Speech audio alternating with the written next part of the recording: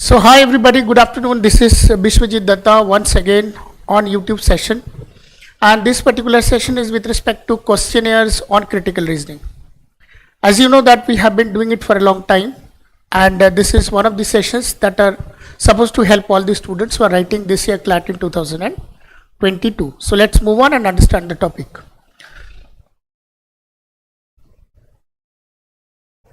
We have this particular passage. You just have to go through it, and it will take maybe 2 minutes to go for it, and then we'll discuss one by one. The economy of India, when measured in US exchange rate terms, is the 12th largest in the world, with a GDP of $2.62 trillion 2020. It is the third largest in terms of purchasing power parity. India is the second largest growing major economy in the world, with a GDP growth of 6.6% for the fiscal year 2021 and 22. Actually मेरे को 2019-20 लेना चाहिए था, because presenting the data is something that help you out to understand what is exactly happening in the economy.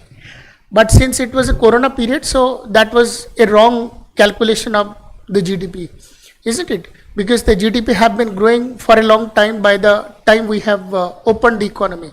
But all of a sudden in 2019-20 you have seen that corona has actually come into existence, and because of that we have a negative growth. So that one negative growth does not tell the whole sum of the economy. So I have discarded that, and I took the data of 2021 and 22. However, India's huge population has a per capita income of $7,500 at PPP and $1,750 in nominal rates, revised estimation in 2021. The World Bank classifies India as a low-income economy. India's economy is diverse, encompassing agriculture, handicraft, textile, manufacturing, and a multitude of services. Although 2/3 of India's workforce still earns their livelihood directly or indirectly through agriculture, services are a growing sector and play an increasingly important role in India's economy. The advent of the digital age and the large number of young and educated populace fluent English is gradually transforming India as an important back office destination for global outsourcing of customer services and technical support. India is a major exporter of highly skilled workers in software and financial services and software engineering. Other sectors like manufacturing, pharmaceuticals, biotechnology, nanotechnology, telecommunication, shipbuilding, aviation and tourism are showing strong potential with higher growth rate. India can increase its per capita income by at least 100% in the next decade by concentrating on product manufacture instead of services.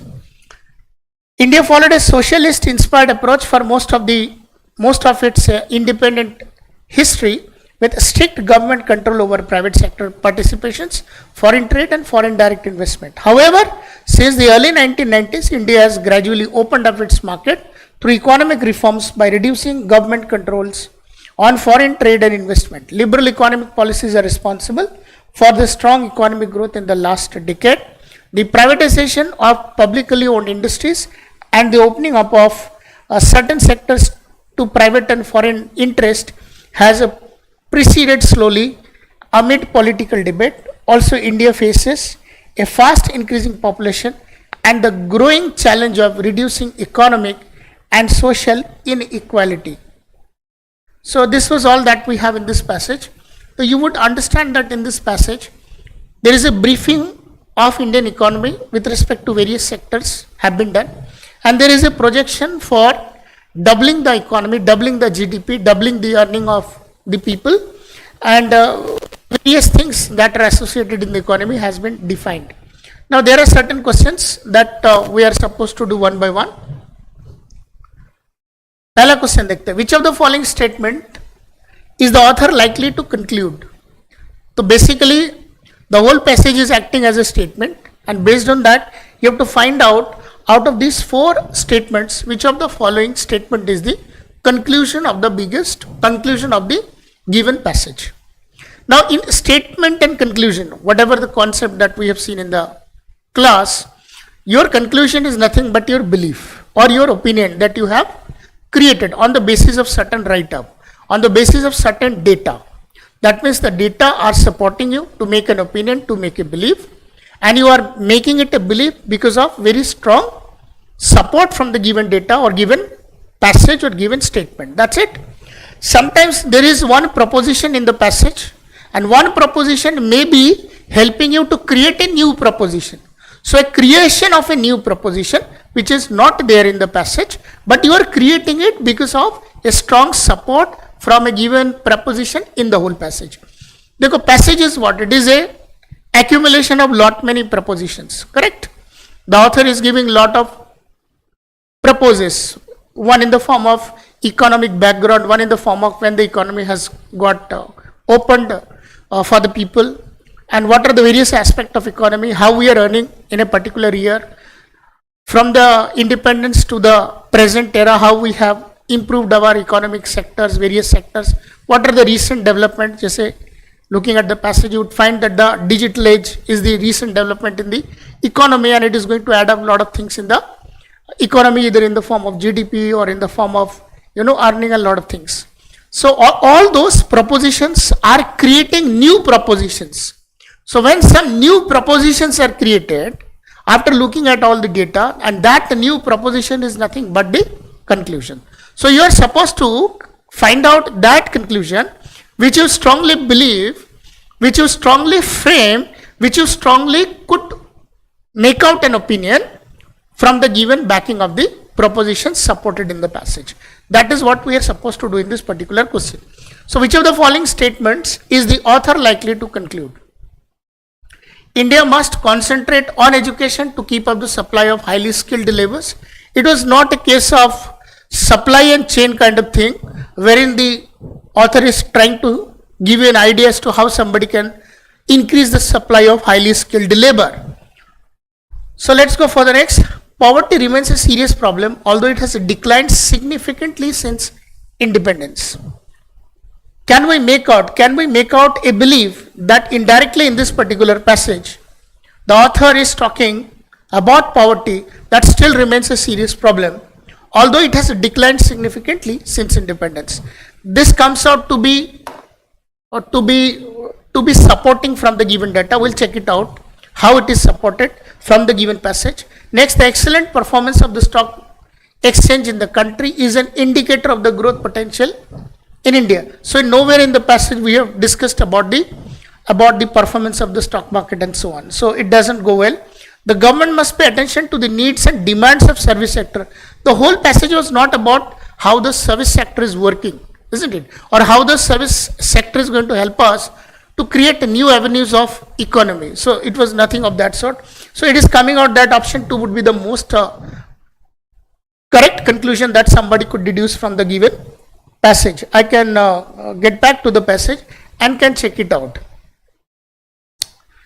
Look at the last, the privatization of publicly owned industries and the opening up of certain sectors to private and foreign interest had proceeded slowly amid political debate.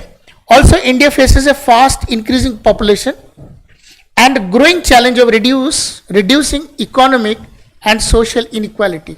We have lot of social inequality, we have lot of economic inequality that we are supposed to reduce, and we have a challenge. We have a greater challenge of reducing that social instability or economic instability. That means we still have that problem. That means the problem of inequality in terms of earning, problems in terms of social inequality. Khas karke economic inequality is nothing but poverty. So when there is a great big gap in the economic inequality, that we could conclude that the people in the country are more people in the country are into poverty. So this is an indirect indication of being into poverty. So looking at this particular option, that means option number 2 goes well, that poverty remains a serious problem. Why? Because now it is still a serious growing problem that we need to resolve that economic unbalance, economic instability. And economic instability in a direct term is nothing but called as poverty. So that has actually been talked in this. So this is that statement that we are looking forward, which you can make out, which you can perfectly pick out as a belief, based on certain propositions which are placed in the given passage. That's it. So let's go for the next one. Question number 2. Which of the following, if true, would strengthen the argument above regarding liberal economic policies? So liberal economic policies means that you are giving spacing for everybody to enter into your economic zone, your economic setup, and can do the business. So you are inviting people to be a participant, bringing up the economy to a better place, to a better position, wherein all of us could have better living, better earning, and thereby we can bring social equality and economic equality in a society. तो basically उसके लिए आपसे पूछा गया कि जो इनमें से कौन सा आर्ग्यूमेंट यदि ट्रू हो जाए तो उससे ऐसा लगेगा कि आपने जो लिबरल इकोनॉमिक्स की बात की है उसको ये सपोर्ट कर रहा है. Liberal economics means India has got opened in 1990, wherein we have invited people to participate in the economy, either through fixed direct investment or through starting up new avenues, maybe into manufacturing or into any small scale or large scale industries and so on. Government is giving this license into every field, whether it is telecommunication or into arms and ammunition or into various fields that government were very strictly coming out with an idea not to give to public at large. But now the government has become liberal, that government alone cannot bring the economy to a level and we won't be able to compete it to the world. So it is better that we should make it open for everybody. Whoever has the efficiency and proficiency would be participating into the sector and be able to bring the economy at a better place. So what is that you think, if got true out of these 4, then that means that statement is going to help, or that statement is going to strengthen the argument of liberal economic policies. All right, कौन सा सही होना चाहिए जो जिससे आपको ये prove करने में इसको आपको कंक्लूड करने में सहायता मिलेगी. Number 1, the benefits of liberalization have not reached all sections of society in India. अब ये तो weaken कर रहा है. If the benefits of liberalization has not reached towards all sections of the society in India, that means liberalization is wrong. So this is weakening the given statement. We are supposed to come out with something that would help us to strengthen the argument that we are supposed to encourage the liberal economics. Coming on to the next one, the average growth rate following liberalization has been constantly above 7% as compared to an average of 3% before liberalization. Now this is something which is indicating towards growth. So before liberalization our growth was 3%, and after liberalization the growth has become what percent? 7%. So this is an advantage, that being liberalized we are able to increase the economy by 7%, and that is even 4% more. That was double than that of what we were growing before liberalization, which is supporting in the given situation. So that would be going better. Let's see, do we have even better option for us? Socialist policies, if implemented properly without corruption in the government, can lead to the overall welfare of the people, is something has not actually talked about. We haven't talked about the socialist policies. We haven't talked about that we had already some sort of corruption in the economy, in the people, in the public sector units, and because of that the policies were not properly implemented. We did not talk about that. Also, if you think that this is going to be true, if this get true, then the liberal economies would be supported. No, it is not supporting. Many industries and entrepreneurs support liberalization because it suits their need. So it is again not connecting that. If it gets corrected, then the statement would be strengthened. That means the liberal economic policies would be better. So out of these 4 options, second option goes better. We have no other options that would be coming close to option number 2. So therefore option number 2 is the right answer. Okay? Go for the next one. Which of the following assumption has the author made in the passage? Now, which of the following assumption has the author made in the passage? Number 1, most countries do not have adequately skilled workers to compete with India in the service sector. No, nothing of that sort the author has assumed. The Indian government realized a few years ago that India cannot survive without liberalization. The economic growth has not benefited all classes of society in India equally. Poverty in India has increased to a very high level in the last decade. Telling you very frankly, it does not go in the passage, it does not go with the passage. What is the assumption that the author made in the passage? In this way, I am actually asking, what is the statement that is implicit? Something that you assume is nothing different than that is indirectly present in the passage. Something that is indirectly, impliedly stated by the author in the passage. That is, we are looking forward to an implicit statement in the passage when it comes to an assumption. So an assumption is nothing but in the passage or in a statement something that is indirectly stated, which may not be directly stated by the author, but it has an indirect presence in the passage, and that is we call it as assumption. तो ये दो तो out हो गए, ये तो हो नहीं सकते. अब इनमें से ढूंढते हैं. The Indian government realized a few years ago that India cannot survive without liberalization. ऐसी कोई भी उस पूरे पैसेज में बात नहीं थी. The economic growth has not benefited all classes of society in India equally, would be the best out of these two. Why? Because you said that in the last line even, that we have still a greater inequality, social inequality among people in a society after getting liberalized. Though the economy has grown over the last 1 decade, still we are not able to come out with that, wherein we can say that all the people, irrespective of his field, there is a proper equality in terms of earning. We cannot say. The author is pointing out that economic growth, there is an economic growth. The author is not denying that, but that economic growth has not actually benefited all classes of people in a society equally. So this was all that the author was saying. So out of these two, this is the right answer, better answer. Let's go for the next. Which of the following, if true, would weaken the argument above about increasing per capita income by concentrating on product manufacturing? तो इसके पूरे passage के अंदर आपको ये लिखा है कि still we have coming out with certain openings in terms of digital age. People are getting educated towards computer science, towards technology. But then if you want to increase your per capita income, you need to put your focus onto the manufacturing sector. If you work on the manufacturing sector, then very soon you will be able to increase your GDP by 100%. Let's see, मुझे इसको weakening करना है. कैसे weakening हो सकता है? तो which of the following, if true, would weaken the argument about increasing per capita income by concentrating on product manufacturing? तो आपने कहा प्रोडक्ट मैन्युफैक्चरिंग पे यदि आप कॉन्सेंट्रेट करोगे तो आपकी पर कैपिटा इनकम जो है डबल हो जाएगी. इसको मुझे वीकनिंग करना है. देखते हैं. Product manufacturing requires heavy investment in infrastructure. क्या ये वीकनिंग करता है? ऐसा लगेगा एक मोमेंट पे देखने पर कि ये वीकनिंग कर रहा है कि प्रोडक्ट मैन्युफैक्चरिंग में आपको बहुत सारा इन्वेस्टमेंट लग रहा है. It's okay that we are investing lot of money into it, but then if there is a return, then there is no problem with that investment. So indirectly देखने में ऐसा लगता है कि वीकेंड कर रहा है, पर वो कर नहीं रहा है, वो एक्चुअली उसको सपोर्ट कर रहा है. तो छोड़ देते हैं इसको.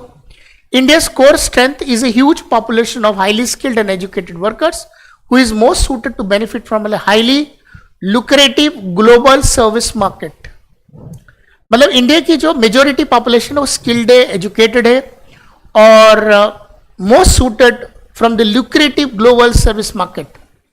मतलब यदि ये बात सही हो जाएगी तो ये जो स्टेटमेंट दिया है आपको, ये आपका ऑटोमेटिकली वीक हो जाएगा, ऐसा कह रहा है. इस पूरे पैसेज के अंदर आपको यदि if you get into this passage तो आपको थोड़ा सा देखने को भी मिलेगा. मैं आपको एक बार उस लाइन को बता देता हूं. जैसे यहां लिखा है, other sectors like manufacturing, pharmaceutical, biotechnology, nanotechnology, telecommunication, shipbuilding, aviation and tourism are showing strong potential with higher growth rate. India can increase its per capita income by at least 100% in the next decade by concentrating on product manufacturing instead of services. तो यहां पर direct comparison हुआ किसका? Service sector के साथ में manufacturing का. यदि आप मैन्युफैक्चरिंग में ज्यादा कॉन्सेंट्रेट करोगे, then in the time to come you will be able to increase your GDP by 100%. that means सबकी इनकम डबल हो जाएगी. then that of the service sector, मतलब सर्विस में ना करके यदि मैन्युफैक्चरिंग में अपना फोकस जमाओगे तो maybe in the time to come, maybe नहीं, in the time to come you will be able to increase your income. तो यहां पर डायरेक्ट सर्विस सेक्टर पे बात हुई है, इसलिए यदि ऑथर कह रहा है कि हम अपना फोकस यदि सर्विस सेक्टर पे जमाएंगे तो will be able to have, यदि सर्विस सेक्टर पे आप जमाओगे तो ये स्टेटमेंट गिवन सवाल के अंदर स्ट्रेंथनिंग ना करते हुए वीक करेगा, तो ये काफी अच्छा जा रहा है। देखते इससे बेटर कुछ और है क्या। Other countries like China and Brazil are very strong in product manufacturing, it has nothing to do, if they are good does not mean that ये वीक करेगा इसको। यदि वो स्ट्रांग है तो हम भी स्ट्रांग हो सकते हैं। It has nothing to go with the flow of the write-up. The profit margin in product manufacturing is much higher than those in the service sector. यदि ये बात है तो ये तो फिर इसको स्ट्रेंथ कर रहा है, पर आपको वीक करने वाला ढूंढना पड़ेगा, तो ये भी चला गया। So I have no other option that is left in this particular question to select. तो क्या होता है, ये बहुत ही टिपिकल, बहुत ही डिफिकल्ट ऑप्शन था चूज करना, but the rest of the options are very weak. Rest of the options are such that most of them are actually strengthening the given statement. और एक ऐसा स्टेटमेंट मिला जो देखने में ऐसा नहीं लग रहा कि कहां से वीक कर रहा है, क्योंकि आपके पूरे पैसेज में ही बोला गया है कि यदि आप मैन्युफैक्चरिंग में अपना दिमाग लगाओगे, पैसा लगाओगे, काम करोगे तो डबल कर पाओगे, बजाय कि सर्विस सेक्टर में. ठीक है, सर्विस सेक्टर में लगाओगे तो डबल नहीं हुआ, तो ये बोल रहा सर्विस सेक्टर में लगाओ तो आपका पैसा जो है सर्विस सेक्टर में ज्यादा बेटर होगा, ऐसा इस स्टेटमेंट में है, जो कि आपके मेन स्टेटमेंट को अपोज करता है from the given data that are already shown in the passage. So this is the right answer. Now come to the last one. The author of the above passage is probably an economist or a journalist or a politician or a banker. See, we are talking with respect to the economic growth, right, in a state, looking at various sectors and how the performance of those sectors are coming out, and with the help of that we are able to conclude something. So we can come out with this idea that this is somebody who has written this. He must have a strong command over economics, somebody who studied economics with lot of devotion and understanding. So the person is nothing but an economist, and this anybody can pick it out without knowing too much of detailing into the subject. Just the write-up is such that you'll be able to calculate. So what happened in a critical reasoning type of question, the questions are going to be very simple, I'm telling you. Most of the people sometimes find not doing the critical reasoning type of questions. I very strongly recommend to all the students who would be participating, CLAT 2022 must take a very strong decision to do this particular section. In fact, I'll recommend you to do this particular section even before English in order to get a better output in the examinations. To excel in the exam, I would recommend all the students in 2022 who are participating in CLAT would be writing such that the critical reasoning section must be third in my opinion, maybe after general knowledge and legal reasoning, which most of the people are going to attempt, and after that put it on the third slot to make a best output in the exams. So as of now, this was all that we have for the day. Thank you so much, and may God bless you. Have a great year and wish you a very happy and prosperous time ahead with happy Holi. Bye bye, have a great day.